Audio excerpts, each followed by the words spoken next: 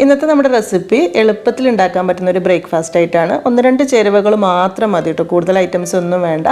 റവയൊക്കെ വെച്ചിട്ട് എപ്പോഴും ഉപ്പുമാവ് തന്നെ ഉണ്ടാക്കുമ്പോൾ ഒരു ചേഞ്ചിനൊക്കെ വേണ്ടിയിട്ട് ചെയ്ത് വെക്കാൻ പറ്റുന്ന നല്ലൊരു ഐറ്റം കൂടിയാണ്. ഒരു റവ നെയ്പത്തിരി എന്നോ റവ പൂരി എന്നൊക്കെ വേണമെങ്കിൽ പറയാം. അപ്പോൾ ഇതൊന്ന് കണ്ടു നോക്കിയാലോ. അപ്പോൾ ഇതിലേക്കായിട്ടുള്ള മെയിൻ ചേരുവ എന്ന് പറയുന്ന റവയാണ്. ഞാനിപ്പോൾ 2 കപ്പ് വറുക്കാത്ത റവയാണ് എടുത്തിട്ടുള്ളത്. ഇത് നമുക്ക് മിക്സിയുടെ ജാറിലിട്ട് നന്നായിട്ടൊന്ന് പൊടിച്ചെടുക്കണം. അപ്പം ആദ്യം 1 കപ്പ് റവ ചെറിയ ജാറിലേക്ക് ഇട്ടിട്ട് ഇതുപോലെ നല്ല ഫൈനായിട്ടൊന്ന് പൊടിച്ചെടുത്തിട്ടുണ്ട്. ചെറിയ തരി ഉണ്ടാവും, എന്നാലും മാക്സിമം നന്നായിട്ട് പൊടിച്ചെടുക്കാനായിട്ട് നോക്കുക. ബാക്കിയുള്ള 1 കപ്പ് റവയും ഞാൻ ഇതുപോലെ തന്നെ ഇട്ട് കൊടുത്തിട്ട് നന്നായിട്ട് പൊടിച്ചെടുത്തിട്ടുണ്ട് കേട്ടോ. അത്യാവശ്യം നന്നായിട്ടൊന്ന് പൊടിയണേ. എന്നിട്ട് ഇതിലേക്ക് പാകത്തിനുള്ള ഉപ്പ് ഇട്ട് കൊടുക്കുക. 1/2 ടീസ്പൂണിലും കുറച്ച് താഴെ മതിയാകും. അതിൻ്റെ കൂടെ തന്നെ ഒരു 1.5 ടേബിൾ സ്പൂൺ സൺഫ്ലവർ ഓയിലൂടെ ഒഴിച്ചു കൊടുക്കുന്നുണ്ട്. ഇനി ഇതെല്ലാം കൂടെ നന്നായിട്ടൊന്ന് മിക്സാക്കി എടുക്കുക. ഉപ്പും എണ്ണയൊക്കെ അത്യാവശ്യം നന്നായിട്ട് തന്നെ എല്ലായിടത്തും എത്തിക്കോട്ടെ. അത് കഴിഞ്ഞിട്ട് പാകത്തിന് പച്ചവെള്ളം ഒഴിച്ചിട്ടാണ് കുഴച്ചെടുക്കുന്നത്. അപ്പോൾ 1 കപ്പ് വെള്ളം എന്തായാലും വേണ്ടി വരുമായിരിക്കും, പക്ഷേ ഒന്നിച്ച് ഒഴിക്കേണ്ട കേട്ടോ. കുറച്ച് ഒഴിച്ചിട്ട് ഇതുപോലെ നല്ലോണം ഒന്ന് കുഴച്ചെടുത്താൽ മതി. നമ്മൾ ചപ്പാത്തിക്ക് കുഴക്കുന്നതിനൊക്കെ ഇത്തിരി കൂടെ ലൂസിൽ കുഴക്കണേ, കാരണം റവ ആയതുകൊണ്ട് തന്നെ വെള്ളം കൂടുതൽ കുടിക്കാൻ ചാൻസ് ഉണ്ട്.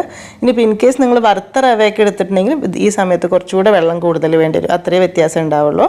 ഇതുപോലെ ഒരു ഇത്തിരി ലൂസിലങ്ങ് കുഴച്ച് വെക്കുക. എന്നിട്ട് ഇത് അടച്ചിട്ട് ഒരു 10 മിനിറ്റ് എന്തായാലും വെക്കുക. അപ്പോൾ അത് കഴിഞ്ഞ് തുറക്കുമ്പോഴേക്കും നല്ല കുഴച്ച് പാകത്തിന് എടുക്കാനുള്ള മാവായിട്ടുണ്ടാകും. ഒരു 10 മിനിറ്റ് കഴിഞ്ഞ് തുറന്ന് നോക്കിയിട്ട് നമ്മൾ കുഴച്ച് നോക്കുന്ന സമയത്ത് ഇങ്ങനെ നല്ല ചെറിയ ബോളൊക്കെ ആക്കി എടുക്കാൻ പാകത്തിന് കുഴച്ചെടുക്കാനായിട്ട് പറ്റണം. ഒരു ഇത്തിരി കൂടെ വെള്ളമയം കൂടുതൽ തോന്നുന്നുണ്ടെങ്കിൽ ഒരു 5 മിനിറ്റ് കൂടെ അടച്ച് വെച്ച് കൊടുത്താൽ മതി കേട്ടോ. ഇൻ കേസ് നമ്മൾ ഒഴിക്കുമ്പോൾ വെള്ളം ഒരു ഇത്തിരി അങ്ങോട്ടും ഇങ്ങോട്ടും കൂടിയിട്ടുണ്ടെങ്കിൽ ഈ പറഞ്ഞതുപോലെ തന്നെ ഒരു 5 മിനിറ്റ് കൂടെ അടച്ച് വെച്ച് കൊടുക്കുമ്പോൾ ഇതുപോലെ നന്നായിട്ട് കുഴച്ചെടുക്കാനായിട്ട് പറ്റും. എന്നിട്ടൊരു 1 മിനിറ്റ് നല്ലോണം ഒന്ന് പ്രസ് ചെയ്തിട്ട് കുഴച്ചെടുക്കണം കേട്ടോ. അപ്പോഴാണ് നല്ല ഉഷാറായിട്ട് നമുക്ക് ചുട്ടെടുക്കാനായിട്ട് പറ്റുള്ളൂ. അപ്പോൾ ഇതുപോലെ നല്ലോണം കുഴച്ചെടുത്തതിന് ശേഷം ഇനി പത്തിരിക്ക് അല്ലെങ്കിൽ പൂരിക്ക് വേണ്ട ആ ഒരു വലിപ്പത്തിൽ ചെറിയ ബോളാക്കി എടുക്കാം. ഇനി ഇത് പരത്തിയെടുക്കുന്ന സമയത്ത് ഒരു ഇത്തിരി മൈദപ്പൊടി ഇട്ട് കൊടുത്തിട്ടാണ് നമ്മൾ പരത്തിയെടുക്കുന്നത്. എളുപ്പത്തിന് പരന്ന് കിട്ടാൻ വേണ്ടിയിട്ടാണ് കേട്ടോ ഇങ്ങനെ ചെയ്യുന്നത്. എന്നിട്ട് ഈ ഒരു രീതിയിൽ പരത്തിയെടുത്താൽ മതിയാകും. പൂരിക്ക് പരത്തുന്നതൊക്കെ ഒരു ഇത്തിരി കട്ടി കൂടിക്കോട്ടെ, ഒരുപാട് കനം കൂടണമെന്നില്ല. നമുക്ക് ഫസ്റ്റത്തെ പരത്തിയിട്ട് ചുട്ടെടുക്കുന്ന സമയത്ത് മനസ്സിലാവും. കാരണം വളരെ കുറഞ്ഞു കഴിഞ്ഞാൽ ചിലപ്പോൾ പൊങ്ങി വരാൻ ബുദ്ധിമുട്ടായിരിക്കും. അപ്പം ആ ഒരു രീതിയിൽ അപ്പം അങ്ങോട്ടും ഇങ്ങോട്ടൊക്കെ മാറ്റം വരുത്തിയാൽ മതി കേട്ടോ. അപ്പോൾ ആദ്യം ഒരു 3-4 ഒന്നിച്ചങ്ങ് പരത്തി വെച്ചിട്ട് ചുടാൻ തുടങ്ങുക. എന്നിട്ട് അത് ചുട്ടാവുന്ന സമയം കൊണ്ട് അടുത്തൊക്കെ പരത്തിയെടുത്താൽ മതിയാകും. ഇനി നമ്മൾ സാധാരണ പൂരി അല്ലെങ്കിൽ നെയ്പത്തിരിയൊക്കെ ഫ്രൈ ചെയ്യുന്ന പോലെ തന്നെ നല്ല ചൂടായിരിക്കുന്ന എണ്ണയിലേക്ക് ഇത് ഇട്ട് കൊടുക്കുകയാണ് ചെയ്യുന്നത്. 1-2 സെക്കൻഡ് കഴിയുമ്പോഴേക്കും പെട്ടെന്ന് അങ്ങ് പൊങ്ങി വന്നോളൂ കേട്ടോ. നല്ല ഉഷാറായിട്ട് ഇതുപോലെ അങ്ങ് തിളച്ചങ്ങ് പൊങ്ങി വന്നോളൂ. ആ സമയത്ത് ഒന്ന് തിരിച്ചിട്ട് കൊടുക്കുക. എന്നിട്ടൊരു ഇത്തിരി സമയം കൂടെ വെച്ചിട്ട് കറക്റ്റ് ഫ്രൈ ആവുന്ന സമയത്ത് നമുക്കിത് എണ്ണയിൽ നിന്ന് മാറ്റിയെടുക്കാം. ഇപ്പോൾ 2 ഭാഗവും നല്ല കറക്റ്റ് പാകത്തിന് തന്നെ ഫ്രൈ ആയിട്ടുണ്ട്. ഞാനിപ്പോൾ ഇത് എണ്ണയിൽ നിന്ന് മാറ്റിയെടുക്കുകയാണ് കേട്ടോ ചെയ്യുന്നത്. അപ്പോൾ നമ്മുടെ ആദ്യത്തെ പത്തിരി റെഡി ആയിട്ടുണ്ട്. ഇതൊരു ടിഷ്യൂ പേപ്പറിലേക്കോ സ്ട്രെയിനറിലേക്കോ ആയിട്ട് മാറ്റി വെക്കാം. ആദ്യത്തെ ഒരെണ്ണം ഫ്രൈ ചെയ്ത് കഴിയുമ്പോൾ തന്നെ നമുക്ക് മനസ്സിലാവും അതിന് എത്രയ്ക്ക് കട്ടി വേണം എന്നുള്ളത്. അപ്പോൾ അതിനനുസരിച്ചിട്ട് ബാക്കിയുള്ളത് പരത്തിയെടുത്താൽ മതി കേട്ടോ. കൂടുതൽ കട്ടിയായി കഴിഞ്ഞാൽ പ്രശ്നം എന്താണെന്ന് വെച്ചാൽ ഇത് ഫ്രൈ ചെയ്ത് ഒരു ഇത്തിരി സമയം കഴിയുമ്പോഴേക്കും അതിനൊരു കട്ടിപ്പ് തോന്നും. പിന്നെ കഴിക്കുന്ന സമയത്ത് ഒരു ഇത്തിരി സുഖം ഉണ്ടാവില്ല. അതുപോലെ തന്നെ വളരെ കനം കുറഞ്ഞു കഴിഞ്ഞാൽ ചിലപ്പോൾ ഇതുപോലെ പൊങ്ങിയും കിട്ടില്ല. അപ്പം അതിൻ്റെ ഇടയിലുള്ള ആ ഒരു രീതിയിൽ പരത്തിയെടുത്ത് ഇതുപോലെ ഫ്രൈ ചെയ്തെടുത്താൽ മതി. ഇതുപോലെ ഒരു 8-10 ഫ്രൈ ചെയ്തെടുക്കുന്നുണ്ട്.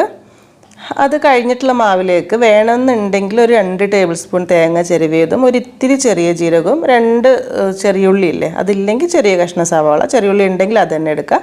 അതെല്ലാം കൂടെ ചേർത്തിട്ട് നല്ലോണം ഒതുക്കിയെടുക്കുക. എന്നിട്ട് അത് ഈ ഒരു മാവിലേക്ക് ചേർത്തിട്ട് നന്നായിട്ടൊന്ന് കുഴച്ചെടുക്കുന്നുണ്ട്. ഇതിപ്പോൾ 1 കപ്പ് റവയുടെ മാവേ ഉണ്ടാവുള്ളൂ കേട്ടോ. 1 കപ്പ് റവയ്ക്കുള്ളത് നമ്മളിപ്പോൾ ഓൾറെഡി ഫ്രൈ ചെയ്ത് കഴിഞ്ഞു. അപ്പോൾ അതുകൊണ്ടാണ് ഞാനിപ്പോൾ ഇതിലേക്ക് ഒരു 2 ടേബിൾ സ്പൂൺ തേങ്ങ മതിയാവും. 2 കപ്പ് റവയൊക്കെ ഉണ്ടെങ്കിൽ 4 ടേബിൾ സ്പൂണൊക്കെ എടുക്കാം. എന്തായാലും തേങ്ങ ഒരുപാട് കൂടുതലൊന്നും വേണ്ട. ഇതെന്ന് വെച്ചാൽ നമ്മൾ മുൻപൊരു നെയ്പത്തിരി ചെയ്തിട്ടില്ലേ, അരിപ്പൊടിയിൽ ഇതുപോലെ തേങ്ങയും ജീരകമൊക്കെ ഇട്ടിട്ട് ആ ഒരു ടേസ്റ്റിൽ ഏകദേശം കിട്ടാൻ വേണ്ടിയിട്ട് 2 രീതിയിലും ചെയ്യാം. ഒരു പൂരിയുടെ ടേസ്റ്റിലും ചെയ്യാം, ഒരു പത്തിരിയുടെ ടേസ്റ്റിലും ചെയ്യാമെന്ന് വിചാരിച്ച് കാണിച്ചു എന്നേ ഉള്ളൂ. ഇത് പിന്നെ പരത്തിയെടുക്കുന്ന സമയത്ത് ഒരു ഇത്തിരി നനവ് കൂടുതലുണ്ടാവും ആ തേങ്ങ ഇട്ട് കുഴച്ചത് കൊണ്ടിട്ട്. പക്ഷേ കുഴപ്പമൊന്നുമില്ല, പൊടി ഇട്ടിട്ട് ചെറുതായിട്ട് ഇതുപോലെ ഒന്ന് പരത്തിയെടുത്താൽ മതി. ഈ ഒരു രീതിയിൽ തന്നെ പരത്തിയെടുത്തിട്ടുണ്ട്. ഇനി നമ്മൾ സാധാരണ ഫ്രൈ ചെയ്യുന്ന പോലെ തന്നെ നല്ലോണം ചൂടായിരിക്കുന്ന എണ്ണയിലേക്ക് ഇട്ട് കൊടുത്തിട്ട് അങ്ങനെ പൊങ്ങി വരുന്ന സമയത്ത് തിരിച്ചും മറിച്ചൊക്കെ ഇട്ട് നന്നായിട്ട് ഫ്രൈ ചെയ്തെടുക്കാം. നെയ്പത്തിരിയുടെ ടേസ്റ്റിൽ കഴിക്കാൻ താല്പര്യമുള്ളവർക്ക് ഇങ്ങനെയും ചെയ്യാം. അത്രേ ഉള്ളൂ കേട്ടോ. രണ്ട് രീതിയിലും സിമ്പിളായിട്ട് കാണിച്ചു എന്നേ ഉള്ളൂ. നിങ്ങൾക്ക് ഏത് രീതിയിൽ വേണമെങ്കിൽ പ്ലെയിൻ ആയിട്ട് മതി എന്നുണ്ടെങ്കിൽ ആദ്യം ചെയ്ത പോലെ മതിയാവും കേട്ടോ. ഇനിയിപ്പോൾ നിങ്ങൾ ഇങ്ങനെ പരത്തുന്ന സമയത്തൊക്കെ വലുതാക്കിയിട്ട് വേണമെങ്കിൽ പണി പെട്ടെന്ന് തീർക്കണമെന്നുണ്ടെങ്കിൽ ഇങ്ങനെയും ചെയ്യാം കേട്ടോ. വലിയ ചട്ടിയൊക്കെ ആണെന്നുണ്ടെങ്കിൽ കുറച്ച് വലുതിയ പൂരീൻ്റെ ഒക്കെ ആ ഒരു വലുപ്പത്തിലൊക്കെ പരത്തിയിട്ട് ഫ്രൈ ചെയ്തെടുക്കുകയാണെങ്കിൽ പരിപാടി പെട്ടെന്ന് കഴിഞ്ഞോളും. അപ്പോൾ ഇത്രയേ ഉള്ളൂ ഈസി ആയിട്ടുള്ള ഈ റെസിപ്പി. നമ്മളിപ്പോൾ ഇവിടെ എടുത്തിട്ടുള്ള ഒരു 2 കപ്പ് റവ വെച്ചിട്ട് ചെറിയ രീതിയിലുള്ളതാണ് 20-21 പത്തിരിയൊക്കെ സുഖമായിട്ട് ഉണ്ടാക്കിയെടുക്കാനായിട്ട് പറ്റും. പിന്നെ ഇതെപ്പോഴും ഫ്രൈ ചെയ്ത് ഉടനെ തന്നെ ചൂടോട് കൂടെ കഴിക്കുമ്പോഴാണ് ഒരു കറക്റ്റ് ടേസ്റ്റ് ഉണ്ടാവുക. തണുത്ത് കഴിഞ്ഞാൽ അത്രയ്ക്ക് പോരാ. ഇഷ്ടപ്പെട്ട ഏത് കറിയുടെ കൂടെ വേണമെങ്കിലും കഴിക്കാം. ഞാനിപ്പോൾ ഇതിവിടെ മുട്ടക്കറിയുടെ കൂടെയാണ് കേട്ടോ കഴിക്കുന്നത്. നല്ല ടേസ്റ്റാണ് ഇത് രണ്ടും കൂടെ ഇങ്ങനെ കൂട്ടി കഴിക്കുന്ന സമയത്ത്. അപ്പോൾ അങ്ങനത്തെ കറികളുടെ റെസിപ്പീസൊക്കെ നമ്മൾ മുൻപ് കുറേ ഷെയർ ചെയ്തിട്ടുണ്ട്. ലിങ്കൊക്കെ ഡിസ്ക്രിപ്ഷൻ ബോക്സിലുണ്ട് കേട്ടോ. സിമ്പിളായിട്ടുള്ള ഒരു കോമൺ റെസിപ്പി തന്നെയാണ്. എന്നാലും വല്ലപ്പോഴൊക്കെ ചെയ്ത് നോക്കണം താല്പര്യമുള്ളവർക്ക് തീർച്ചയായിട്ടും ചെയ്ത് നോക്കാം. വീഡിയോ ഇഷ്ടമായിട്ടുണ്ടെങ്കിൽ ലൈക്ക് ചെയ്യേണ്ട കാര്യമൊന്നും മറക്കരുത്. അതുപോലെ ചെയ്ത് നോക്കുന്നുണ്ടെങ്കിൽ ഫീഡ്ബാക്ക് അറിയിക്കാനോ കേട്ടോ. അപ്പോൾ ഇനി എന്തായാലും എന്നത്തെയും പോലെ തന്നെ നല്ല റെസിപ്പീസായിട്ട് നമുക്ക് പുതിയ വീഡിയോയിൽ കാണാം. താങ്ക്